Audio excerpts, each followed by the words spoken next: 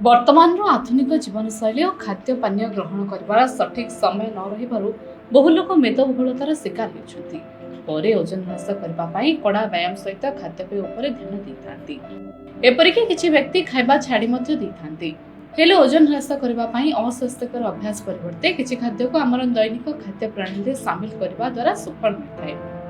जेपरिक मांडिया मांडिया को दैनिक खाद्य सामिल करने द्वारा यह आपणकर ओजन को नियंत्रण करता है।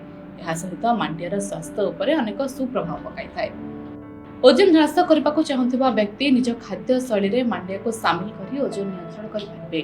2011 मसीह एनसीबीआई जर्नाल में प्रकाशित एक रिपोर्ट अनुसार मांडिया फाइबर और प्रोटीन प्रचुर मात्रा रही है। प्रत्येक दिन किसी मात्रा सेवन करने फल बहु समय पर्यंत भोक लगी न था। सहित प्रत्येक दिन मांडिया खाଇବା द्वारा शरीर को आवश्यक परिमाणर पोषक तत्व मिलता है।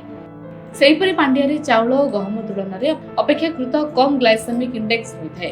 यार नियमित सेवन द्वारा रक्त शर्करार स्तर को नियंत्रण कर मांडिया प्रचुर परिमाण में कैल्शियम रही है।